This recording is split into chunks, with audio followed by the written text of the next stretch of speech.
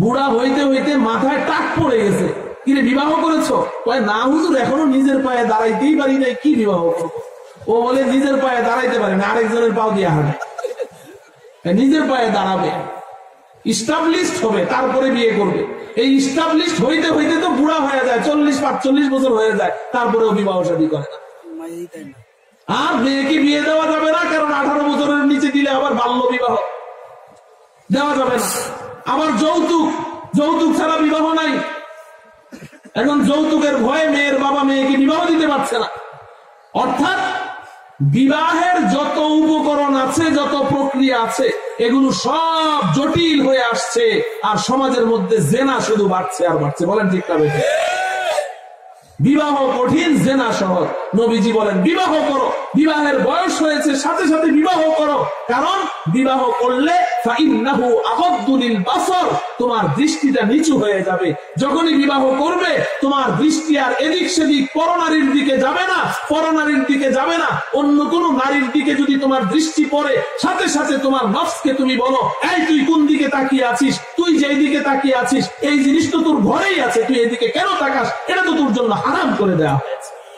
নিজের নফসকে বুঝাও যে তোমার কাছে তো ওই জিনিস আছেই, এর মধ্যে যা যা আছে সবকিছু তোমার বিবির মধ্যে আছে, কোন জিনিসটা তোমার বিবির মধ্যে অভাব আছে, কেন তুমি এদিকে তাকাও? নবীজি বলছেন বিবাহ করো, তোমার দৃষ্টি অবনমিত হয়ে যাবে। ও আহসানুল ফারাজ, আর তোমার দৃষ্টি শক্তি যখন আলহামদুলিল্লাহ নাহমাদুহু ওয়া নাস্তাঈনুহু ওয়া নাস্তাগফিরুহু ওয়া নু'মিনু বিহি ওয়া নাতাওয়াক্কালু আলাইহি ونعوذ بالله من شرور أنفسنا ومن سيئات أعمالنا من يهده الله فلا مضل له ومن يضلله فلا هادي له ونشهد أن لا إله إلا الله وحده لا شريك له ولا مثيل له ولا مثال له ولا شبيه له ولا نظير له ولا أول له ولا آخر له ولا قبل له ولا بعد له ولا ضد له ولا ند له ولا حد له ولا كفو له ولا ضار له ولا نافع له ولا محيي له ولا مميت له ولا ولد له ولا والد له ولا أم له ولا زوج له ولا وقت له ولا زمان له ونشهد أن سيدنا وسندنا وحبيبنا وحبيب ربنا وطبيبنا وطبيب قلوبنا ومولانا محمدا عبده ورسوله أرسله الله إلى كافة الناس بشيرا ونذيرا وداعيا إلى الله بإذنه وسراجا منيرا أما بعد فقد قال الله تعالى في كلامه المجيد والفرقان الحميد أعوذ بالله من الشيطان الرجيم بسم الله الرحمن الرحيم هل يستوي الذين يعلمون والذين لا يعلمون وقال تعالى إنما يخشى الله من عباده العلماء وقال رسول الله صلى الله عليه وسلم طلب العلم فريضة على كل مسلم رواه الإمام ابن ماجة في سننه وقال رسول الله صلى الله عليه وسلم يحمل هذا العلم من كل خلف عدولهم ينفون عنه تحريف الغالين وانتحال المبطلين وتأويل الجاهلين صدق الله مولانا العظيم وصدق رسوله النبي الكريم ونحن على ذلك من الشاهدين والشاكرين والحمد لله رب العالمين নামাজের মধ্যে আমরা যে দরুদ ইব্রাহিমী পড়ি সর্বশ্রেষ্ঠ দরুদ দরুদ ইব্রাহিমী প্রত্যেকেই অত্যন্ত মুহাব্বতের সাথে একবার পড়ে নেই আল্লাহুম্মা সাল্লি আলা মুহাম্মাদিন ওয়া আলা আলি মুহাম্মাদ কামা সাল্লাইতা আলা ইব্রাহিম ওয়া আলা আলি ইব্রাহিম ইন্নাকা হামিদুম মাজিদ اللهم بارك على محمد وعلى آل محمد كما باركت على إبراهيم وعلى آل إبراهيم إنك حميد مجيد জিনজিরা ইয়ার আলী হাফিজিয়া নুরানি মাদ্রাসা ও এতিমখানার উদ্যোগে আয়োজিত হাফেজ ছাত্রদের দস্তারবন্দি উপলক্ষে ৫৫তম বার্ষিক ওয়াজ মাহফিলের সম্মানিত সভাপতি সরতাজ উলামায়ে কেরাম, আমার কলিজার টুকরা নয়নের মণি লখতে জিগার আজিজ তুলাবায়ে ইজম, আমার অত্যন্ত শ্রদ্ধাভাজন দিনদার পরহেজগার আল্লাহ প্রেমিক রসুল প্রেমিক উলামা প্রেমিক ধর্মপ্রাণ ভাই ও বন্ধুগণ, পর্দার অন্তরালে আমার মাতৃতুল্য ভগ্নিতুল্য মা ও বোনেরা, আজকে আমরা বড় সৌভাগ্যবান, বড় খুশ নসিব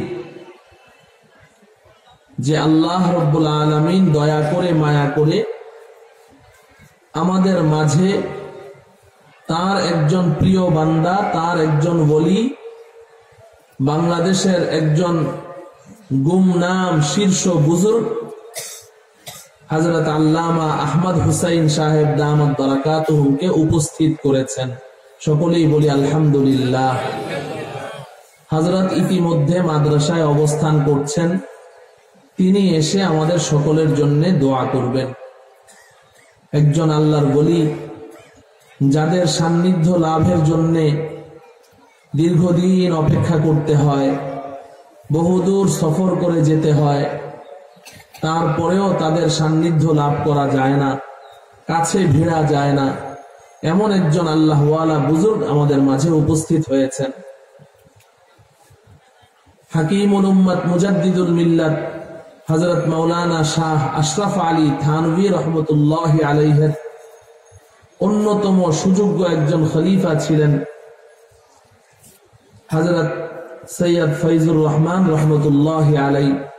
থানভী রহমতুল্লাহ আলাইহির ছাত্র ছিলেন, সেই ছাত্রের খলিফা আজকে যিনি আমাদের মাঝে উপস্থিত হয়েছেন।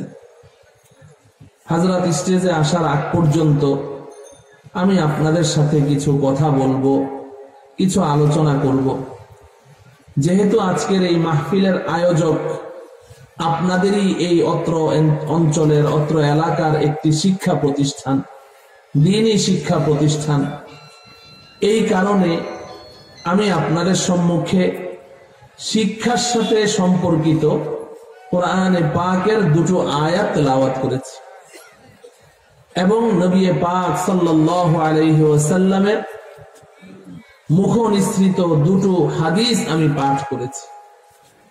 আল্লাহ রব্বুল আলামিন তেলাওয়াতকৃত আয়াত ও হাদিসকে সামনে রেখে আমাকে কিছু হক কথা ইখলাসের সাথে বলার তৌফিক দান করুন।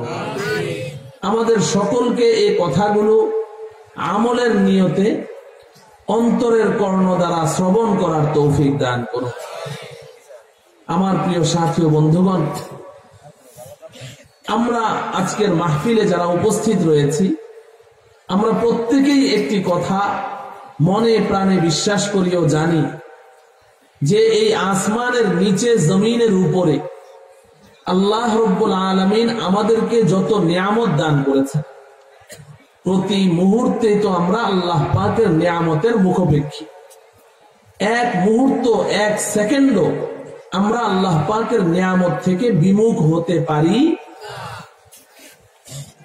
এমনকি এই যে আমরা শ্বাস নিচ্ছি, একবার শ্বাস টানি আবার শ্বাস ছেড়ে দেই।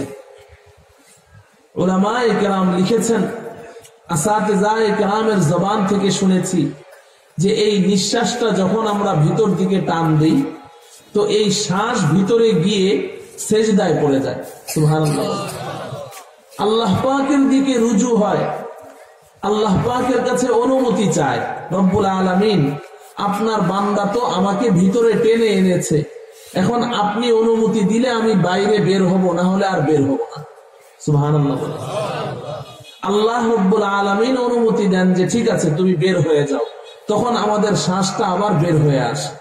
যখন এই শ্বাস বের হয়, বের হয়ে আবার সেজদায় পড়ে যায়। সেজদায় পড়ে আল্লাহ রব্বুল আলামিনের কাছে অনুমতি চায়, রব্বুল আলামিন সে তো আমাকে বের করেছে, আমি কি এখন আবার ভিতরে যাব? আল্লাহ পাক অনুমতি দিলে আবার ভিতরে যায়। অর্থাৎ এই শ্বাস প্রশ্বাস প্রত্যেকবার ভিতরে গিয়ে আবার বের হয়ে প্রত্যেকবার আল্লাহ পাকের অনুমতি চায়। আল্লাহ অনুমতি দিলে বের হয়, আল্লাহ পাক অনুমতি দিলে ভিতরে যায়। একবার এমন হবে আমার এই নিঃশ্বাসটা বের হয়ে অনুমতি চাইবে, আল্লাহ পাক অনুমতি দিবেন না, তো ওই দিনে আমার জীবনটা শেষ হয়ে যাবে।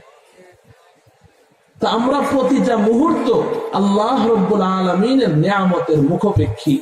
এই যত নিয়ামত এই দুনিয়ার জগতে আমরা ভোগ করছি, এই সমস্ত নিয়ামত রাজির মাঝে সবচাইতে দামি, সবচাইতে মূল্যবান নিয়ামতের নাম হলো নিয়ামতে ঈমান।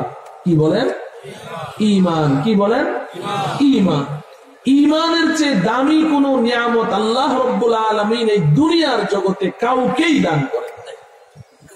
এজন্য এই উপমহাদেশের শ্রেষ্ঠ ওলিয়ে কামেল হযরত মাওলানা শামসুল হক ফরিদপুরি রহমতুল্লাহি আলাইহি তিনি প্রায় একটি কথা বলতেন যে তুমি যদি পৃথিবীর সমস্ত নিয়ামতের মালিক হয়ে যাও, পৃথিবীর সর্বশ্রেষ্ঠ ধনী হয়ে যাও, পৃথিবীর সবচাইতে বড় পাওয়ারফুল ব্যক্তি হয়ে যাও, সবকিছু তোমার আছে, কিন্তু তুমি ঈমানের মালিক হতে পারোনি, তোমার মধ্যে ঈমান নেই, তাহলে জেনে রেখো পৃথিবীর সব কিছুর মালিক হওয়া সত্ত্বেও যেহেতু তুমি ঈমান হারা, অতএব নিশ্চিত ভাবে জেনে নাও তুমি একজন সর্বহারা। যার ঈমান নেই তার কিছুই নেই। আর যদি তোমার ঈমান আছে তাহলে জেনে রেখো তোমার যদি আর কিছুই না থাকে তুমি কিন্তু সর্বশ্রেষ্ঠ সম্পদের মালিক হয়ে আছো। এই কারণেই তো নবীজি সাল্লাল্লাহু আলাইহি ওয়াসাল্লাম যখন মেরাজের সফরে গিয়েছিলেন, আপনারা জানেন মেরাজে আরশে আজিমে আল্লাহ রব্বুল আলামিনের সাথে কথোপকথন হওয়ার পরে সেখান থেকে যখন নবীজি ফিরছিলেন, সরাসরি আল্লাহ পাক তাকে দুনিয়াতে না পাঠিয়ে জান্নাত জাহান্নাম পরিভ্রমণ করতে নিয়ে গিয়েছিলেন। নবীজি জান্নাত ঘুরে এসেছেন, ঘুরে এসে এবার দুনিয়াতে আসার পরে নবীজির একজন সাহাবী, এই সাহাবীটার সামাজিক ভাবে কোনো মূল্য নাই, কোনো দাম নাই, একজন হাবশী কৃতদাস গোলাম। হাবশা বর্তমান আবিসিনিয়া, এই হাবশার মানুষগুলো পৃথিবীর সবচেয়ে অসুন্দর মানুষ, এদের চেয়ে অসুন্দর মানুষের মধ্যে আর কেউ নেই।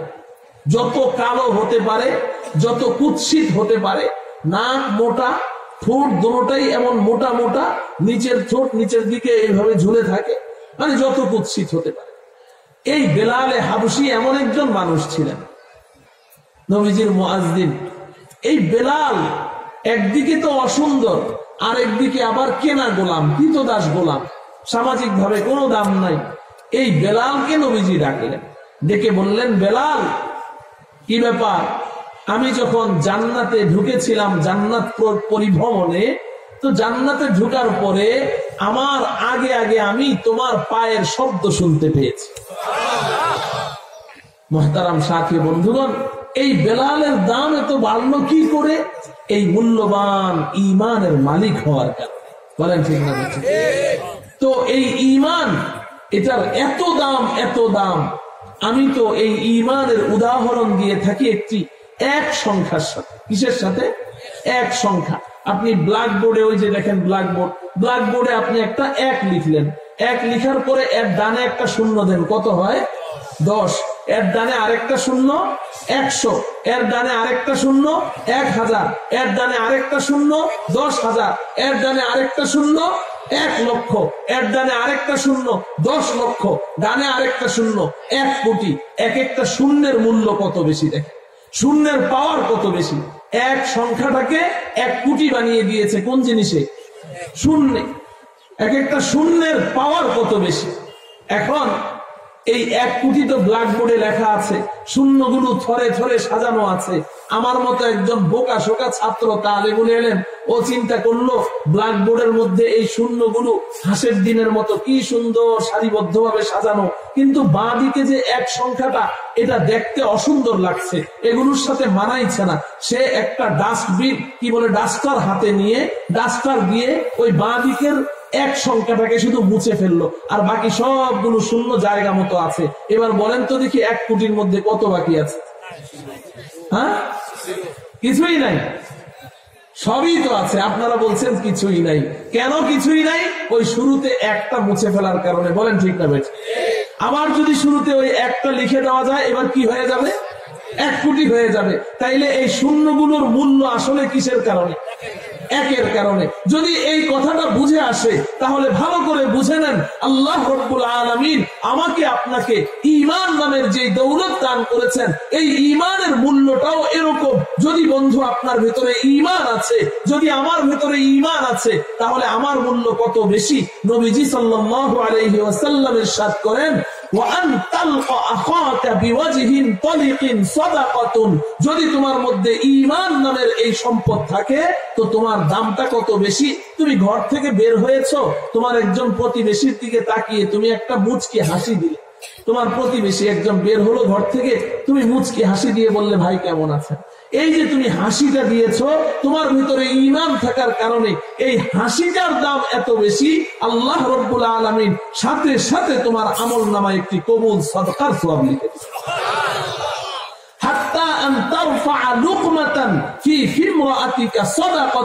যদি তোমার মধ্যে ঈমান নামের সম্পদ আছে, তাহলে জেনে নাও তোমার মূল্য কত বেশি। তুমি খানা খেতে বসেছো, দস্তরখানে খাবার উপস্থিত, খানা খাও, দস্তরখানের অপর প্রান্তে তোমার স্ত্রী বসে আছে। খানা খেতে খেতে 1 লোকমা খাবার তোমার বিবির মুখে তুমি তুলে দিয়েছো, আদর করে তুলে দিয়েছো। বিবির মুখে 1 লোকমা খাবার তুলে দাও। হায় হায় হায়, এখন আর 1 লোকমা খাবার তুলে দিবে কি? গতকালকে বাংলাদেশ প্রতিদিন একটা পত্রিকা আছে, হ্যাঁ, এই বাংলাদেশ প্রতিদিন পত্রিকার একদম শেষ পৃষ্ঠার হেডলাইন হচ্ছে যে শহরে গ্রামে গঞ্জে ডিভোর্সের হিড়িক। শহরে গ্রামে গঞ্জে ডিভোর্সের হিড়িক, এই শিরোনামটা দেখেছেন না অনেকে? ডিভোর্স, তালাক তালাক তালাক, খালি তালাক আর তালাক, সংসার ভাঙছে। এবং ওখানে আপনার সংবাদের মধ্যে লিখেছে যে আমাদের রাজধানীতে 100টা পরিবারের মধ্যে 49টা পরিবারই তালাক হয়ে যাচ্ছে, মানে অর্ধেক। 100টার মধ্যে 50টা তালাক হয়ে যাচ্ছে বিভাগের ভিতরে। আর অন্যান্য শহরের মধ্যে 35%, 100টা ফ্যামিলির মধ্যে 35টা ফ্যামিলিতে তালাক হয়ে যাচ্ছে। খালি ডিভোর্স আর ডিভোর্স। আমি আপনাদের কাছে জানতে চাই, এই ডিভোর্স গুলো কি বুড়া বুড়িদের মধ্যে হয় না যুবক যুবতীদের মধ্যে হয়? কথা বলেন না কেন? যুবকদের মধ্যে, বুড়োদের মধ্যে না। বুড়া বুড়িকে কখনো তালাক দেয় না, বুড়া বুড়িকে তালাক দেয় না।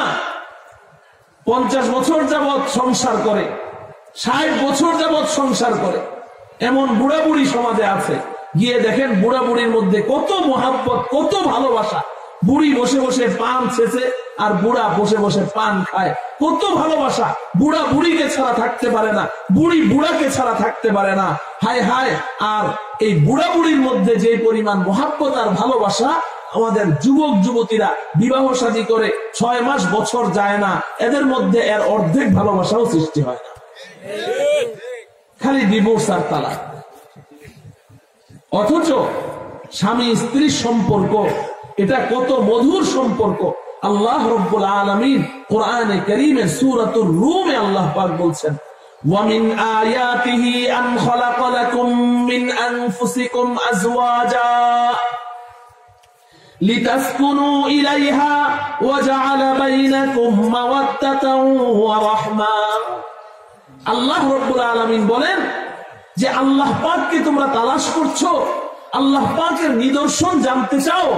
ওয়ামিন আয়াতিহি আন খালাকা লাকুম মিন আনফুসিকুম আজওয়াজা, আল্লাহ পাকের একটা নিদর্শন হলো আল্লাহ পাক তোমাদের মধ্য থেকে তোমাদের স্ত্রীদেরকে তৈরি করেছে। আমাদেরকে বলছেন তোমাদের মধ্য থেকে তোমাদের স্ত্রীদেরকে তৈরি করেছেন। কেন তৈরি করলেন? লিতাসকুনু ইলাইহা। ও পুরুষ, তোমাকে এই দুনিয়াতে পাঠিয়েছি, তোমার কাঁধে আমি অনেক দায়িত্ব দিয়ে পাঠিয়েছি। তোমার নিজের ব্যক্তির খোর পোষ বাসস্থান যাবতীয় খরচ, তোমার বিবির যাবতীয় খরচ, তোমার সন্তান সন্ততির যাবতীয় খরচ, তোমার বুড়া বুড়ি বাবা মার খরচ, বিভিন্ন রকমের দায়িত্ব দিয়ে তোমাকে পাঠিয়েছি। যার কারণে তোমার থাকতে হয় বাইরে, তোমার বিবি থাকবে ঘরে। তুমি বাইরে সারাদিন কাজ করো, এই সকাল থেকে সন্ধ্যা পর্যন্ত পথে ঘাটে হাটে বাজারে অফিসে আদালতে রাজপথে সংসদে এই যে সারাদিন দৌড়াদৌড়ি করো, তোমার পেটে প্রচন্ড ক্ষুধা, প্রচন্ড তৃষ্ণা, শরীর বড্ড ক্লান্ত, মাথায় হাজারো টেনশন। এই সব কিছু নিয়ে সন্ধ্যার সময় তুমি যখন ঘরে আসবে, ঘরে এসে দরজাটা নক করো। আল্লাহ পাক বলেন লিতাসকুনু ইলাইহা, দরজা নক করার সাথে সাথে তোমার নেককার পরহেজগার স্ত্রীটা দরজাটা খুলে একটা মুচকি হাসি দিয়ে তোমাকে সালাম দিয়ে বরণ করবে। তোমার বিবির ওই মুচকি হাসিটা দেখা মাত্রই তোমার সারাদিনের সব ক্ষুধা তৃষ্ণা ক্লান্তি সমস্ত টেনশন নিমিষের মধ্যে দূরীভূত হয়ে তুমি একটি জান্নাতি প্রশান্তি অনুভব করবে। এজন্য আল্লাহ পাক স্বামী স্ত্রী তৈরি করেছে, এজন্য তৈরি করেছেন। আল্লাহ চাইলে পৃথিবীর সব মানুষগুলোকে পুরুষ বানাইতে পারতেন না? পারতেন না? হ্যাঁ, সর্বপ্রথম মানুষ আল্লাহ যে তৈরি করলেন ওই মানুষটা কি ছিল? পুরুষ। আল্লাহ চাইলে দুনিয়ার সব মানুষকে পুরুষ বানাইতে পারতেন। আপনি বলবেন যে হুজুর মহিলা না থাকলে আমরা আসতাম কোত্থেকে? তো আদম আলাইহিস সালাম আসলেন কোত্থেকে?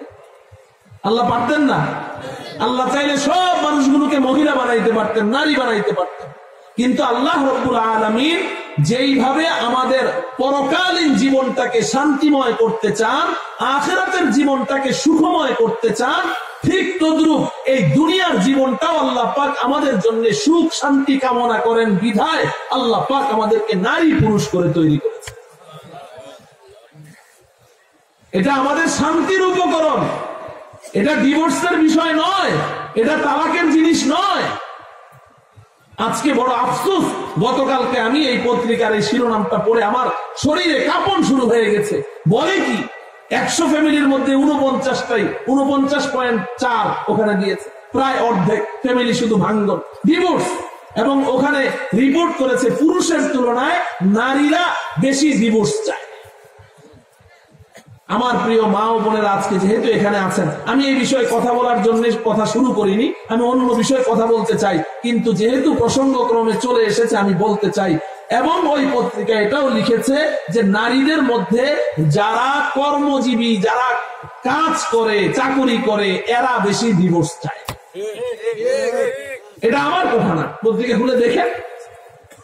প্রশ্ন হলো কারণটা কি, কেন ডিভোর্স চায়? কই আমরা যখন ছোট ছিলাম আমরা তো এরকম দেখি নাই এত ডিভোর্স হতে। 100টা ফ্যামিলির মধ্যে 1টা 2টাও তো ডিভোর্সের খবর আমরা পাইতাম না। এখন এত বাড়লো কেন? মুহতারাম সাথী বন্ধুগণ, এগুলো বাড়ার পেছনে পত্রিকায় যে সমস্ত পত্রিকায় পড়বেন, কিন্তু আসলে মূল কারণটা কি? আসলে মূল কারণটা হলো আল্লাহ রাব্বুল আলামিন যেই বিধান দিয়েছেন, নারীদেরকে যেখানে থাকতে বলা হয়েছে নারীরা ওই জায়গা থেকে সরে গেছে। আল্লাহ পাক সূরাতুল আহজাবের 33 নং আয়াতে বলছেন, ওয়াকারনা ফি বুয়ুতিকুন্না ওয়ালা তাবাররাজনা তাবাররুজাল জাহিলিয়াতিল উলা। ও নারীরা, ঘরের ভেতরে থাকো, তোমার বসবাসের ঘরের ভেতরে থাকো, তোমার খাবার দাবার, তোমার কাপড় চোপড়, তোমার পোশাক আশাক, তোমার সাজ সরঞ্জামাদি, তোমার থাকার জন্য ঘর বাসস্থান, তোমার সন্তান লালন পালনের খরচ, এগুলা কোনো কিছুর চিন্তা তোমার করতে হবে না, তোমার স্বামী করবে। তুমি ঘরের ভেতরে থাকো। বলেন ঠিক না বেঠিক? আল্লাহ তো নারীদেরকে রাজরানী বানিয়েছেন। কি বানিয়েছেন? রাজরানী। রাজরানী। তুমি চেয়ারে বসে থাকো ঘরের ভেতরে, স্বামী আসবে আর এক একটা লিস্ট ধরে দিবে, লিস্ট যে এটা চাই, কাপড় লাগবে, শাড়ি লাগবে, আলতা লাগবে, সোনো লাগবে, লিপস্টিক লাগবে, এই লাগবে, সেই লাগবে, শুধু লিস্ট স্বামীর হাতে ধরিয়ে দাও, স্বামী তোমাকে এনে দিতে বাধ্য। এই দায়িত্ব আল্লাহ স্বামীকে দিয়েছেন। তুমি তো রাজরানী ছিলে, শুধু কাগজ কলম নিয়ে বসে থাকবে, কিন্তু সমান অধিকারের স্লোগান দিয়ে তুমিও স্বামীর মতো চাকরি করবে। স্লোগান দিলে সমান অধিকার চাই, সমান অধিকার চাই। ইসলাম দিয়েছে তোমাকে 3 গুণ অধিকার বেশি, আর তুমি চাও সমান অধিকার। চালাক না বোকা? অধিকার তো 3 গুণ বেশি দিয়েছে ইসলাম। সাহাবী এসে বলে, ইয়া রাসূলুল্লাহ মান আবাররু, ও আল্লাহর রাসূল, আমি সবচাইতে ভালো আচরণ কার সাথে করব, সবচাইতে ভালো ব্যবহার কার সাথে করব, আমি আমার সেবা, আমার খেদমত আমি সবচাইতে বেশি কাকে দিব? নবীজি বললেন, উম্মাত, তোমার মা। সুবহানাল্লাহ বলেন। সাহাবী বললেন, সুম্মা মান ইয়া রাসূলুল্লাহ? ফার্স্ট পজিশন তো আমার মাকে দিলেন, সেকেন্ড পজিশনটা কে এটা আপনি বলেন। নবীজি বললেন, উম্মাত, দ্বিতীয় পর্যায়েও তোমার মা। সাহাবী বললেন, সুম্মা মান ইয়া রাসূলুল্লাহ? থার্ড পজিশন কার সাথে আমি বেশি ভালো ব্যবহার করব, আমার খিদমত সবচেয়ে বেশি কে পাওয়ার যোগ্য? তৃতীয় পর্যায়ে গিয়ে নবীজি বললেন, তোমার মা। 3 বার নবীজি মায়ের কথা বললেন। মা পুরুষ না নারী? 3 বার নারীর কথা বললেন। নারীকে 3 বার অধিকার দেওয়ার পরে সাহাবী দেখেন বাবার সিরিয়াল আসে না, তো সাহাবী বললেন, সুম্মা মান ইয়া রাসূলুল্লাহ? ফোর্থ পজিশনটা কার? চতুর্থ পর্যায়ে কে? নবীজি বললেন, আবাকা, তোমার বাবা। ও আমার প্রিয় মা ও বোনেরা, নারীকে 3 বার 3 গুণ অধিকার দিয়ে এরপরে পুরুষের কথা এসেছে। 3 গুণ অধিকার পাওয়ার পরে এখন আপনি বলেন, আমি সমান অধিকার চাই, সমান অধিকার চাই। তাইলে এটা কি চালাক হইল না বোকা হইল? বোকা না বোকার ঢেকি? বোকার ঢেকি। শরীয়তে ইসলাম নারীদেরকে অধিকার দিয়েছে, অধিকার দিয়েছে, কিন্তু ঘরে থাকো তুমি। তুমি তো রাজরানী, ঘরের ভেতরে থাকো। তুমি কেন অধিকারের এই স্লোগান তুললে? আর আমাদের দেশের কতগুলো কুলাঙ্গার বুদ্ধিজীবী নামের এই ইহুদি খ্রিস্টানদের দালাল, এগুলো নিজেদেরকে পরিচয় দেয় আমরা নারীবাদী পুরুষ, নারীবাদী পুরুষ। এই সমস্ত কুলাঙ্গার গুলো বিভিন্ন ভাবে আমাদের দেশের পর্দানসীন সরল মনা নারীদেরকে অধিকার দেওয়ার প্রলোভন দেখিয়ে ঘর থেকে বের করে নেয়। বের করে নিয়ে কতগুলো নিম্নমানের কাজে এদেরকে লাগিয়ে দেয়। রাস্তায় ইট ভাঙো, হোটেলের মেসিয়ারি করো, কিংবা হসপিটালে রিসিপশনিস্ট থাকো, কিংবা কোনো দোকানে সেলস গার্ল হও। এই সমস্ত এগুলো বানিয়ে বানিয়ে এতদিন যেই নারীরা ছিল ঘরের ভেতরে রাজরানী, এদেরকে নিয়ে বানায় চাকরানী। এখন চাকরানিগিরি করে আর কয়, খুশি, খুব সমান অধিকার পাই না, সমান অধিকার পাই না। বুদ্ধি শুদ্ধি কম তো। এই যে সমস্ত নারীরা ঘর থেকে বের হয়ে এখন চাকরি করা শুরু করলো, এখন এরা চিন্তা করলো যে আমিও তো, আমার স্বামী যদি কামাই 10,000, আমিও তো কামাই 15,000, কামাই তো আমার বেশি, তা আমি আর কথা শুনুন কি লেগা? এর লেগা স্বামী যদি একটা কয়, হ্যাঁ আরো 3টা কয়। ঠিক না বেঠি? আমি আর কথা শুনতে যাবো কেন? ও আমার প্রিয় মা ও বোনেরা, কথা, স্বামীর কথা শোনা, স্বামীর শাসনে থাকা, এটা নারীর জন্য অপমানকর নয়, বরং এটা নারীর জন্য সম্মানজনক। এটা নারীর সম্মানজনক, কিন্তু বুঝ বুদ্ধির অভাবে তারা বুঝে না। স্বর্ণ আর লোহার অধিকার কোনোদিন সমান হয় না। হয়? স্বর্ণ আর লোহার অধিকার সমান হয়? আচ্ছা বলেন দেখি, এই যে স্বর্ণের খনি থেকে যে আপনার স্বর্ণের চাকাগুলো বের করে আনে, এগুলো তো দেখলে একেবারে কেমন দেখা যায়, একটা পাথরের টুকরা, কয়লার টুকরার মতো। একটা স্বর্ণের খনির ভিতর থেকে স্বর্ণ কেটে যদি আপনার হাতে দেয়, আপনি এটা 10 টাকা দিয়েও কিনবেন না, যদি না জানেন। কিন্তু এটা নারীদের কানের দুল হয়, গলার মধ্যে মালা হয়, নাকের মধ্যে পড়ে, মাথার মধ্যে টিকলি পড়ে। এই উপযুক্ত হয় কখন? এই স্বর্ণটা যখন লোহার পিটানি খায়, লোহা দিয়া পিটায়া তাকে যখন গয়না বানায়, তো লোহার পিটুনি খাওয়ার পরে স্বর্ণের দাম বাড়ে। বলেন ঠিক না বেঠিক? এখন যদি স্বর্ণ কয় যে না আমি লোহার পিটুনি খাবো কেন, তাইলে এই স্বর্ণ জীবনে কোনোদিন দামি হইতে পারবে না। ঠিক না বেঠিক? আল্লাহ রাব্বুল আলামিন পুরুষদেরকে কর্তা বানিয়েছেন। আর রিজালু কাওয়ামুনা আলান নিসা, পুরুষদেরকে আল্লাহ পাক দায়িত্ব দিয়েছেন। একজন পুরুষ তার বিবির সমস্ত খরচ বহন করছে, সন্তানের খরচ বহন করছে, সারাটা দিন এই রোদের মধ্যে গাধার মতো খাটছে, শুধু বিবির মুখে এক ফোঁটা হাসি দেখবে, সন্তানের মুখে একটু হাসি ফুটাবে, এই আশায় সারাটা দিন যেই মানুষটা তোমার জন্য গাধার মতো খাটছে, এই মানুষটাকে তুমি ডিভোর্স দিয়ে চলে যাও। তোমার মতো এরকম নিমুখ হারাম আর সমাজে কেউ হইতে পারে না। নারীরা আজকে ডিভোর্স চায় এই কারণে, পুরুষের শাসন মানতে রাজি না। কিন্তু এতদিন পর্যন্ত চাইতো না, এখন চায় কেন? একমাত্র কারণ হলো এই নারীগুলো এতদিন ঘরের ভেতরে ছিল, নিজের স্বামী ছাড়া অন্য কোনো পুরুষের দিকে তার নজর পড়তো না। এখন যখন সে চাকরিজীবী হয়ে গেল, এখন চাকরি করতে যায় সারাদিন, যেই টেবিলে নিজে চাকরি করে, টেবিলের অপর প্রান্তে আরেকজনের স্মার্ট একজন স্বামী বসে বসে চাকরি করে, পর পুরুষের সাথে চাকরি করছে, নিজের স্বামীকে সারাদিন দেখে না। ঘরে আসলে স্বামীর সাথে দেখা হয়, কিন্তু সারাদিন কিন্তু আরেকজনের স্বামীর সাথে তার উঠা বসা চলছে। বলেন ঠিক না বেঠিক? আর নারী পুরুষ আমাদের সবারই স্বভাব, ঘরে যতক্ষণ থাকি ততক্ষণ নোংরা থাকি, পুরান কাপড় পরে থাকি, ছেঁড়া ফাড়া কাপড়, দুর্গন্ধ ময়লা কাপড়। যখন বের হওয়ার সময় হয় তখন এটা আমাদের মা বোনদের অভ্যাসটা বেশি, আধা ঘন্টা পর্যন্ত ড্রেসিং টেবিলের সামনে বসে সাজুগুজু করে তারপরে বের হয়। স্বামীর সামনে সাজে না, পর পুরুষের সামনে সাজে। বলেন ঠিক না বেঠিক? গার্মেন্টসে যখন যায় তখন সেজে যায়, ঘরে থাকলে সেজে থাকে না। তো তোমার স্বামী তো তোমাকে এই সাজানো গোছানো অবস্থায় তোমাকে দেখে না, তোমাকে তো দেখে আরেকজন পুরুষ সাজা অবস্থায়। আবার তুমি তোমার স্বামীকেও স্মার্ট অবস্থায় দেখো না, তুমি তো আরেকজন পুরুষকে দেখো।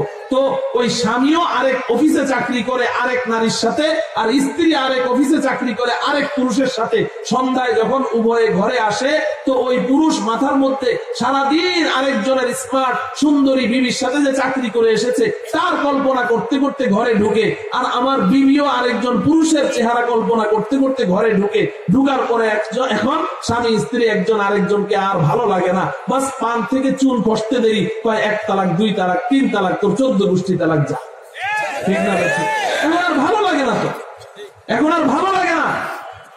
যদি আমি আমার স্বামীকে ছাড়া অন্য কোন পুরুষের দিকে যদি না তাকাতাম, যদি আমার স্বামী যদি আমার জগৎ হতো, তাহলে আল্লাহ রাব্বুল আলামিন জান্নাতে যেই হুরদেরকে আমাদেরকে দান করবেন তাদের সম্পর্কে আল্লাহ পাক বলেন, ফীহিন্না কাসিরাতুত তারফি فيهن قاصرات الطرف لم يطمثهن إنس قبلهم ولا جان فبأي آلاء ربكما تكذبان। জান্নাতি হুরের বৈশিষ্ট্য আল্লাহ বলছেন কাসিরাতুত তারফি, আনত নয়না, তাদের দৃষ্টি সব সময় নিচের দিকে। জান্নাতে এমন হুর আল্লাহ পাক আমাদেরকে দিবেন যেই হুরগুলো কোনোদিন কোনো পুরুষের দিকে দৃষ্টি দেয়নি। এজন্য নিজের স্বামী ছাড়া অন্য কোনো পুরুষের দিকে না তাকানো, এটা জান্নাতের হুরের বৈশিষ্ট্য। আজকে যে সমস্ত মেয়েগুলো বাইরে চাকরি করছে, আমি বিনয়ের সাথে আপনাদের কাছে জানতে চাই, আপনি বলবেন যে মেয়েরা যদি বাইরে চাকরি না করে তাইলে দেশের অর্থনৈতিক উন্নতি হবে না। ঠিক আছে, আমি এখন জানতে চাই দেশের অর্থনৈতিক উন্নতির জন্য তো কাজ করা দরকার, ঠিক কিনা? কাজ বেশি করে করলে দেশের অর্থনৈতিক উন্নতি হবে। আমি জানতে চাই আমাদের দেশে তো কোনো যুবক বেকার নাই, না? কোন যুবক বেকার আছে? হ্যাঁ, শত শত লক্ষ লক্ষ লক্ষ লক্ষ যুবক বেকার। আমি জানতে চাই একটা মেয়ে বেশি কাজ করতে পারে না, একটা ছেলে বেশি কাজ করতে পারে? একটা ছেলে বেশি কাজ করতে পারে। যদি দেশের উন্নতি উদ্দেশ্য হয় তাহলে আমার দেশের লক্ষ লক্ষ যুবকদেরকে বেকার রেখে, এই বেকারত্বের কারণে আজকে বেকার যুবকগুলো রাতের অন্ধকারে ছিনতাই করছে, ডাকাতি করছে, সন্ত্রাসী করছে, সমাজের মধ্যে বিশৃঙ্খলা সৃষ্টি করছে, এই বেকার যুবকগুলো এই সমস্ত মাদক আসক্ত হচ্ছে, বেকার যুবকগুলো এই যুবকগুলোকে বেকার রেখে এই নারীদেরকে কাজ দেওয়ার উদ্দেশ্যটা কি? অর্থনৈতিক যদি উন্নতি সাধন করার উদ্দেশ্য হয় তাহলে আগে আমার যুবক ভাইদেরকে চাকরি দাও, যুবক ভাই সবাইকে চাকরি দেওয়ার পরে এরপরেও যদি বলো যে না আরো কাজ বাকি আছে কিন্তু যুবক তো নাই, এবার নারীদেরকে পর্দার সাথে আলাদা কর্মসংস্থানের ব্যবস্থা করো, ইনশাআল্লাহ এই সমস্ত দিবস সব বন্ধ হয়েছে। যুবক বেকার পড়ে আছে, কোনো কাজ পাচ্ছে না, আর নারীদেরকে বাস দেশের অর্থনৈতিক উন্নতির নামে ঘর থেকে বের করা হচ্ছে। এই ঘর থেকে বের করা এটা ইহুদি খ্রিস্টানদের চক্রান্ত, ইহুদি খ্রিস্টানদের চক্রান্ত। অর্থনৈতিক উদ্দেশ্য ও উন্নতি এগুলো আসলে মূল উদ্দেশ্য নয়। নারীদেরকে অধিকার দিবে, অধিকার দেওয়ার কথা বলে বলে বের করে। মুহতারাম সাথী ও বন্ধুগণ, আমি ওই বিষয়ে আমার আলোচনা উদ্দেশ্য নয়, আমি বলছিলাম ওই কথায় মনে পড়লো যে তুমি দস্তরখানে বসে আছো, তোমার পাশে তোমার বিবি বসে আছে, তুমি আদর করে এক লোকমা খাবার বিবির মুখে দিবে। আরে আদর করে বিবির মুখে লোকমা তুলে দিতে হলে তো উভয়ের মধ্যে মোহাব্বত থাকতে হবে, ভালোবাসার সম্পর্ক থাকতে হবে। এই ভালোবাসা তো আজকে উঠে গেছে। এর কারণ হলো বিবাহের আগেই, বিবাহের পরে যত ভালোবাসাবাসী যুবক যুবতীদের এগুলা সব বিবাহের আগেই শেষ, বিবাহের আগেই শেষ। এই যে ফেব্রুয়ারি মাসের সামনে 14 তারিখ আসছে, 14 তারিখ, এই 14 তারিখ দিবস পালন করে ভ্যালেন্টাইন্স ডে, বেহায়া দিবস। এই বেহায়া দিবসে এই যে ভালোবাসাবাসী এগুলো হলো যুবক যুবতীদের বিবাহ পূর্ব ভালোবাসা। স্বামী স্ত্রীকে এই গোলাপ ফুল কিনে দেয় না, সন্তান বাবা মাকে গোলাপ ফুল দেয় না, বাবা মা সন্তানকে দেয় না, আপন ভাই আপন বোনকে দেয় না। ওই যুবক যুবতী বিবাহ পূর্ব না জায়েজ এবং অশ্লীল ভালোবাসা যারা করে তারাই একজন আরেকজনকে ফুল আদান প্রদান করে। তো আগেই তো সব শেষ হয়, এই কারণে বিবাহের পরে আর ভালোবাসা থাকে না। যেটা পবিত্র জিনিস ছিল, যেটা ইবাদত ছিল, একটা বিবাহ এটা তো ইবাদত, রাসূলের সুন্নাত, এটাকে তোমরা আগেই নাপাক করে দিয়েছো, আগেই গান্দা করে দিয়েছো। এই কারণে তোমাদের পারিবারিক জীবন সুখময় হচ্ছে না। এই জন্য আমাদের বিষয়টা বুঝতে হবে, আমাদের বুঝতে হবে। আজকে এই যত অশ্লীলতা, আপনারা মনে কিছু নিয়েন না, আমি বাস্তব কথা বলছি। আমার এই ঢাকা 14 আসনের এমপি আপনারা অনেকেই চিনেন, উনি নিজে আমাকে গত জুমার আগের জুমায় জুমার নামাজের পরে বসে দুইজনে কথা বলছিলাম, তো তখন উনি আমাকে বললেন যে হুজুর ঢাকা শহরে, শুধু ঢাকা শহরে ওনার নিজের ব্যক্তিগত জরিপ, প্রতিদিন সূর্যটা ডুবার সাথে সাথে প্রতিদিন সন্ধ্যা হলেই কম পক্ষে 20 লক্ষ মানুষ মদ পান করতে বসে যায় প্রতিদিন। এটা ওনার নিজের মুখের কথা আমি বলছি আপনাদের। প্রতিদিন বিভিন্ন ক্লাবে, বিভিন্ন মদের বারে প্রতিদিন এই শুধু ঢাকা শহরের ভিতরে প্রতিদিন সূর্য ডুবা মাত্রই 20 লক্ষ মানুষ মদের বোতল সামনে নিয়ে বসে যায়। 5 লক্ষ মানুষ জুয়া খেলায় লিপ্ত হয়ে যায়। 2 লক্ষ মানুষ কমপক্ষে নারীদেরকে নিয়ে লিপ্ত হয়ে যায়। নাউযুবিল্লাহ বলেন। এগুলো সব হচ্ছে, এগুলোর বিরুদ্ধে কোনো আইন নেই, চলছে। আইন কিসের বিরুদ্ধে? আইন হলো 18 বছরের আগে মেয়েকে বিয়ে দিতে পারবা না। পাকিস্তানিরা আইন করে দিয়ে গেছে, আইয়ুব খান একটা আইন করে দিয়ে গেছে যে 18 বছরের আগে মেয়েদেরকে কি দেওয়া যাবে না। 18 বছরের আগে মেয়ে বিয়ে দিলে এটা বাল্য বিবাহ হবে, এটা আইনত দণ্ডনীয়। মুহতারাম সাথী ও বন্ধুগণ, আপনার মেয়ের বয়স যদি 17 বছর হয়, তো 17 বছর বয়স মেয়েটার হয়েছে, আপনি উপযুক্ত একটা ছেলে পেয়েছেন, খুব ভালো দিনদার, ভালো, সে সামাজিক ভাবে বংশীয় ভাবে খুব ভালো, আখলাক চরিত্র খুব ভালো, কিন্তু আপনি মেয়েটাকে বিবাহ দিতে পারছেন না। কেন? মেয়েটার বয়স 18 বছর হয় নাই। 18 বছরের আগে বিবাহ দিলে আপনি আইনত ধরা খেয়ে যাবেন। পক্ষান্তরে যদি 14 বছরের মেয়ে, 15 বছরের মেয়ে যদি জেনা করে, ব্যভিচার করে, এর বিরুদ্ধে কোনো আইন নেই, কোনো আইন নেই। সমাজের মধ্যে জেনা সহজ, বিবাহ কঠিন, বিবাহকে কঠিন করে দেয়া হয়েছে। অথচ নবীজি সাল্লাল্লাহু আলাইহি ওয়াসাল্লাম ইরশাদ করেন, ইয়া মাশারাশ শাবাব, ইয়া মাশারাশ শাবাব, মান ইসতাতাআ মিনকুমুল বাআতা ফালইয়াতাযাওয়াজ ফাইন্নাহু আগাদ্দু লিল বাসর ওয়া আহসানু লিল ফারাজ ওয়া মান লাম ইসতাতি' ফাআলাইহি বিস-সাওম ফাইন্নাহু লাহু বিজা' আও কামা ক্বালা রাসূলুল্লাহ সাল্লাল্লাহু আলাইহি ওয়াসাল্লাম। ও যুবকের দলেরা, নবীজি বলছেন, এই যুবকেরা, যাদের বিয়ের বয়স হয়েছে, যাদের সামর্থ্য আছে, তাড়াতাড়ি বিবাহ করো, তাড়াতাড়ি বিবাহ করো। মান ইসতাতাআ মিনকুমুল বাআতা ফালইয়াতাযাওয়াজ, তাড়াতাড়ি বিবাহ করো। বুড়া হইতে হইতে মাথায় টাক পড়ে গেছে, কিরে বিবাহ করেছো? কয় না হুজুর, এখনো নিজের পায়ে দাঁড়াইতেই পারি নাই, কি বিবাহ করবো? ও বলে নিজের পায়ে দাঁড়াইতে পারে না, আরেকজনের পাও দিয়ে হাঁটে। নিজের পায়ে দাঁড়াবে, ইস্টাবলিশড হবে, তারপরে বিয়ে করবে। এই ইস্টাবলিশড হইতে হইতে তো বুড়া হয়ে যায়, 40-45 বছর হয়ে যায়, তারপরেও বিবাহ শাদী করে না। আর মেয়েকে বিয়ে দেওয়া যাবে না, কারণ 18 বছরের নিচে দিলে আবার বাল্য বিবাহ দেওয়া যাবে না। আবার যৌতুক, যৌতুক ছাড়া বিবাহ নাই। এখন যৌতুকের ভয়ে মেয়ের বাবা মেয়েকে বিবাহ দিতে পারছে না। অর্থাৎ বিবাহের যত উপকরণ আছে, যত প্রক্রিয়া আছে, এগুলো সব জটিল হয়ে আসছে, আর সমাজের মধ্যে জেনা শুধু বাড়ছে আর বাড়ছে। বলেন ঠিক না বেঠিক? বিবাহ কঠিন, জেনা সহজ। নবীজি বলেন বিবাহ করো, বিবাহের বয়স হয়েছে সাথে সাথে বিবাহ করো, কারণ বিবাহ করলে ফাইন্নাহু আগাদ্দু লিল বাসর, তোমার দৃষ্টিটা নিচু হয়ে যাবে। যখনই বিবাহ করবে তোমার দৃষ্টি আর এদিক সেদিক পরনারীর দিকে যাবে না, পরনারীর দিকে যাবে না। অন্য কোন নারীর দিকে যদি তোমার দৃষ্টি পড়ে, সাথে সাথে তোমার নফসকে তুমি বলো, এই তুই কোন দিকে তাকিয়ে আছিস? তুই যেই দিকে তাকিয়ে আছিস এই জিনিস তো তোর ঘরেই আছে, তুই এদিকে কেন তাকাস? এটা তো তোর জন্য হারাম করে দেওয়া হয়েছে। নিজের নফসকে বুঝাও যে তোমার কাছে তো ওই জিনিস আছেই, এর মধ্যে যা যা আছে সবকিছু তোমার বিবির মধ্যে আছে। কোন জিনিসটা তোমার বিবির মধ্যে অভাব আছে, কেন তুমি এদিকে তাকাও?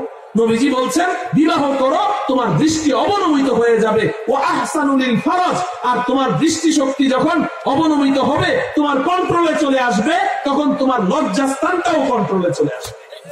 বলেন ঠিক না বেঠিক? আজকে আমাদের সমাজে যত ইসলাম বিরোধী আইনগুলো করা হচ্ছে, এই ইসলামকে কঠিন করে দেয়া হচ্ছে, যার কারণে সমাজের অশান্তি দিন দিন বেড়েই চলছে। মুহতারাম সাথী বন্ধুগণ, এক কথা বলতে গিয়ে আরেক কথার দিকে চলে গেলাম।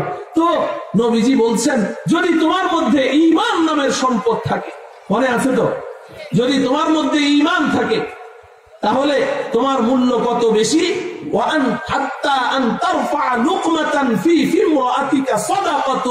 যে তুমি খানা খেতে বসেছ, দস্তরখানের অপর প্রান্তে তোমার স্ত্রী বসে আছে, তুমি আদর করে তোমার বিবির মুখে এক লোকমা খাবার তুলে দাও। নবীজি বলেন যেহেতু তোমার মধ্যে ঈমান নামের দৌলত আছে, এই কারণে এই যে তুমি একটু তোমার বিবিকে আদর করলে, এই আদরটা তো অমুসলিমরাও করে, এই আদর তো পশু পাখিও স্বামী স্ত্রীকে করে, তুমিও করেছো। কিন্তু পার্থক্য কি? তোমার মধ্যে ঈমান নামের দৌলত আছে, তাদের মধ্যে এই দৌলত নাই। এই কারণে তুমি তোমার বিবিকে আদর করা মাত্রই এক লোকমা খাবার তার মুখে তুলে দেওয়ার সাথে সাথে তোমার আমল নামায় একটি কবুল সদকার সওয়াব লিখে দেওয়া। তাইলে ঈমান হচ্ছে সবচেয়ে দামি সম্পদ। এই ঈমানের পরে আমি যে কথা বলার জন্য কোরআনের আয়াত তেলাওয়াত করেছিলাম, এই ঈমানের পরে দ্বিতীয় সবচেয়ে দামি সম্পদ, ঈমানের পরে দ্বিতীয় সর্বোচ্চ দামি নিয়ামত আল্লাহ রাব্বুল আলামিন আমাদেরকে যেটা দিয়েছেন, এটার নাম হলো ইলম। কি বলেন? ইলম। ইলম ঈমানের পরে সবচেয়ে দামি সম্পদ ইলম। এই ইলমের অনুবাদ আমরা করে থাকি শিক্ষা, তবে শিক্ষা এটা ইলমের পুরোপুরি অনুবাদ হয় না, হক আদায় হয় না।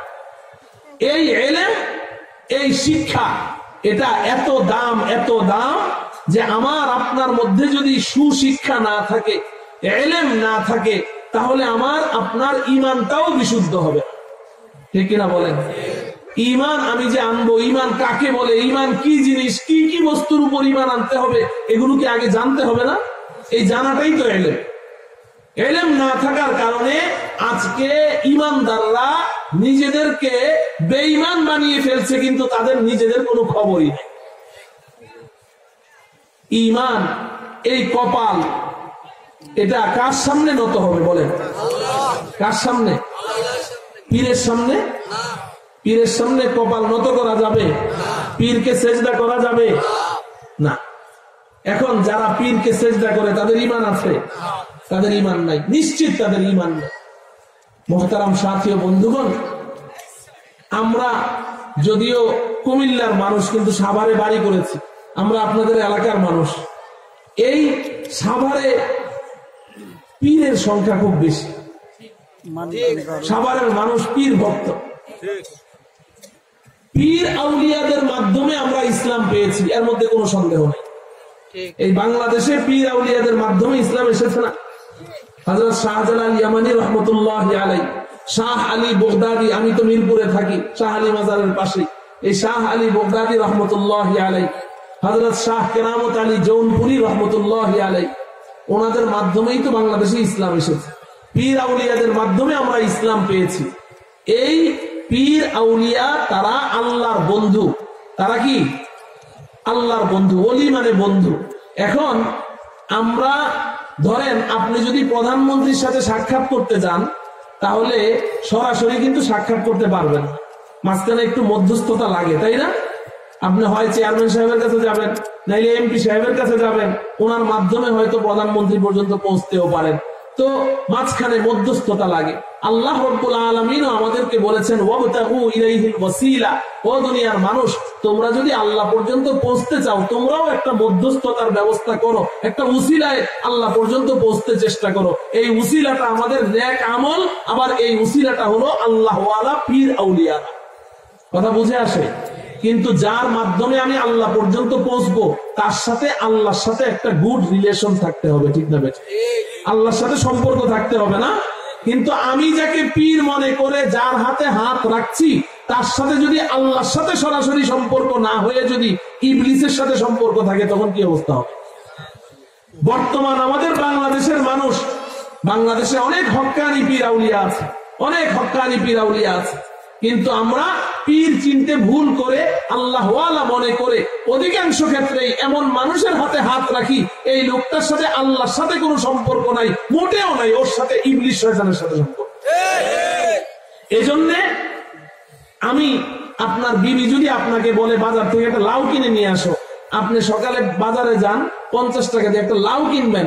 এই লাউটা কেনার সময় কিন্তু আপনি কত ভাবে যে লাউটাকে পরীক্ষা করেন, দোকানদার যেন না দেখে, একটু গোপনে সোপনে এই চিমটি, লাউটার পাশার মধ্যে কতগুলা চিমটি ঢুকান, এই চিমটি কাটেন, আবার এটা চেঞ্জ করেন, আরেকটা নেন, যে আমি যেই লাউ চাচ্ছি এটা কি সেই লাউ কিনা, ঠিক না বেঠিক? 50 টাকা দামের একটা লাউ কিনতে যদি আপনি এতবার যাচাই করেন, তাইলে যেই পীরের হাতে আপনি হাত রাখলেন, আপনি তো আপনার দুনিয়া আখিরাত সবকিছু তার হাতে ছেড়ে দিলেন, যে আপনি যেভাবে আমাকে চালাবেন আমি সেভাবে চলবো, আপনার পরামর্শ মতো আমি চলবো। তো দুনিয়া আখিরাত যার হাতে ছাড়লেন, এই লোকটাকে কি যাচাই করার দরকার আছে না? দরকার নেই। যাচাই কেমনে করবেন যে দেখি এর দরবারে গরু কি পরিমাণ যায়? হ্যাঁ, না, বরং এই দেশের হক্কানি উলামায়ে কেরাম, দেওবন্দি উলামায়ে কেরাম, এই আলেমদেরকে জিজ্ঞাসা করেন যে বাংলাদেশে হক্কানি পীর কারা কারা? উলামায়ে কেরাম। ডাক্তার না ডাক্তার চিনবে, ইঞ্জিনিয়ার ইঞ্জিনিয়ার চিনবে, কবুতর কবুতর চিনবে, ময়ূর ময়ূর চিনবে, রিক্সাওয়ালা রিক্সাওয়ালা চিনবে। আপনি উলামায়ে কেরামকে জিজ্ঞাসা করেন যে হক্কানি পীর কারা? তারা যাকে হক্কানি পীর বলবে, আপনি তার হাতে গিয়ে আপনি বায়াত হন, তার হাতে হাত রাখেন। এমন পীরের হাতে হাত রাখলেন যেই পীরের মাথা থেকে পা পর্যন্ত রসুলের কোন সুন্নত নাই, যেই পীরের মুখে দাড়ি নাই, সে হক্কানি পীর? অসম্ভব ব্যাপার, অসম্ভব ব্যাপার। রসুলের সুন্নতের অনুসারী হতে হবে। তো আমাদের মধ্যে সঠিক শিক্ষা না থাকার কারণে আমরা আল্লাহকে পাওয়ার জন্য যেখানে যাই, ওখানে গিয়ে আরো আল্লাহ থেকে আরো দূরে সরে যাই, ঈমান হারা হয়ে যায়। এজন্য শিক্ষা বড় দামি জিনিস। আমি যে কথা বলার জন্য বসেছিলাম, আমার মূল উদ্দেশ্য হলো, বন্ধু, শিক্ষার দুইটা ধারা বর্তমান বিশ্বে চলছে। একটা হলো স্কুল কলেজ ইউনিভার্সিটিতে শিক্ষা দেওয়া হয়, এই শিক্ষাটা আমরা মানুষ আবিষ্কার করেছি। স্কুল কলেজের সিলেবাস, স্কুল কলেজের শিক্ষা কারিকুলাম, এগুলো কে আবিষ্কার করেছে? মানুষ। আরেকটা শিক্ষা আমাদের এই মাদ্রাসায় দেওয়া হয়। এই যে কওমি মাদ্রাসাগুলো বাংলাদেশে, হাজার হাজার মাদ্রাসা, দেওবন্দি সিলেবাসের মাদ্রাসা, এই মাদ্রাসাগুলোতে যে কোরআন ও হাদিসের শিক্ষা দেওয়া হয়, এই শিক্ষাটার মূল আবিষ্কারক কে? কে বলেন? আল্লাহ। আল্লাহ রাব্বুল আলামিন যে শিক্ষা দিয়েছেন এই শিক্ষার মধ্যে কোনো ভুল নাই। আল্লাহ পাক যে শিক্ষা নাযিল করেছেন এই শিক্ষার মধ্যে কোনো ধোঁকাবাজি নাই। আল্লাহ পাক যে শিক্ষা নাযিল করেছেন এই শিক্ষা একজন আকার আকৃতির মানুষকে প্রকৃত মানুষে রূপান্তরিত করে, একজন মানুষকে তার স্রষ্টাকে চিনতে সহযোগিতা করে, একজন মানুষকে জান্নাতের পথে অগ্রসর হতে সহযোগিতা করে। পক্ষান্তরে আমরা মানুষ যে শিক্ষা আবিষ্কার করেছি ওই শিক্ষার মধ্যে ভুলে ভরা। ভুল আছে না নাই? ওই শিক্ষার মধ্যে ধোঁকা আছে না নাই? মারাত্মক ধোঁকা, মারাত্মক। আল্লামা ইকবাল রহমতুল্লাহ আলাইহি বলেছেন, জিস ইলম কি তাসির সে জান হোতি হ্যায় না জান, कहते हैं उसी इल्म को अरबाब नजर मौत, वो इल्म नहीं जहर है अहरार के हक में, जिस इल्म का हासिल हो जहां में दो कफे जाओ, जिस इल्म का हासिल हो जहां में दो कफे जाओ। যে শিক্ষার প্রভাবে প্রভাবান্বিত হয়ে আজকে ছেলেরা মেয়ে সাজে, মেয়েরা ছেলে সাজে, ওই শিক্ষাকে গুণীজনেরা কোন স্বাধীন জাতির জন্য শিক্ষা বলতে রাজি না, বরং এটা মৃত্যুর চেয়ে আরো ভয়ানক জিনিস। আজকে হচ্ছে কি হচ্ছে না এরকম? এই জন্য যে শিক্ষার মধ্যে ধোঁকা আছে ওই শিক্ষা একজন মানুষকে প্রকৃত মানুষ বানায় না। যে শিক্ষার মধ্যে মিথ্যা আছে ওই শিক্ষা আল্লাহকে চিনতে সহযোগিতা করে না, বরং আল্লাহ পাক যে শিক্ষা আমাদেরকে দিয়েছেন এই শিক্ষাটা নির্ভুল, এটার মধ্যে কোনো ধোঁকাবাজি নেই। আমার সর্বশেষ কথা, হুজুর চলে এসেছেন, আমি আপনাদের কাছে বিনয়ের সাথে একটা দরখাস্ত পেশ করতে চাই। দেখেন, আপনি আপনার ছেলেকে ডাক্তার বানাতে চান, বানান। ইঞ্জিনিয়ার বানাতে চান, কোনো সমস্যা নাই, প্রফেসর বানান, পাইলট বানান, আপনি বুদ্ধিজীবী বানান, যা খুশি তাই বানান। কিন্তু আপনার ছেলের শিক্ষার ফাউন্ডেশন, গোড়ার শিক্ষাটা যেন ওহী ভিত্তিক শিক্ষা হয়, কোরআনের শিক্ষা। যদি আপনার ছেলের শিক্ষার ফাউন্ডেশনটা এই ধর্মীয় শিক্ষা হয়, কোরআনের শিক্ষা হয়, তাহলে আপনার ছেলে কোনোদিন ইনশাআল্লাহ নাস্তিক হবে না, আপনার ছেলে মুরতাদ হবে না, আপনার ছেলে ইবতিজার হবে না, আপনার ছেলে চোর হবে না, কলমের খোঁচা দিয়ে লক্ষ লক্ষ টাকা চুরি করবে না। বলেন ঠিক না বেশি? আপনার ছেলে বাবা মাকে হত্যা করা তো দূরের কথা, বাবা মার গায়ে হাতও উঠাবে না, বাবা মার সামনে উঁচু গলায় কথাও বলবে না ইনশাআল্লাহ। পক্ষান্তরে যদি এই শিক্ষাটাকে সম্পূর্ণরূপে অ্যাভয়েড করে, এই শিক্ষাকে সম্পূর্ণরূপে অবহেলা করে আপনি আপনার ছেলেকে এই শিক্ষা মোটেও দিলেন না, ভয় আছে, ভয় আছে এই ছেলে কোনোদিন নাস্তিক হয়ে যেতে পারে। এই ছেলে ওই ঐশী নামের মেয়েটার মতো বাবা মা দুইজনকে একসাথে জবেও করে ফেলতে পারে। মহতারাম সাথী ও বন্ধুগণ, আমার বড় আফসোস হয়, বড় অবাক লাগে, এই যে আপনাদের সামনে ব্ল্যাকবোর্ডে যে লেখাগুলো দেখছেন, এই লেখাগুলো ওই যে একদম ওই কর্নারে সবাই দেখেন, এই যে ইংলিশ লেখাগুলো, এই ইংলিশ লেখাগুলো এটা কিন্তু কোনো টিচারের লেখা না, কোনো ইউনিভার্সিটির প্রফেসরের লেখা না।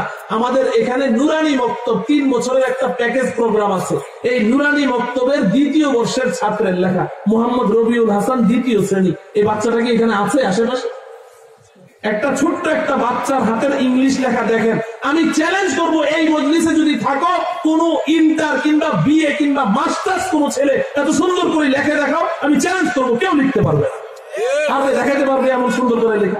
কেউ পারবে না। মহতারাম সাথী ও বন্ধুগণ, আমি বলতে চাই, একটা 2য় শ্রেণীর ছাত্র এত সুন্দর করে হাতের লেখা আপনি দেখেন।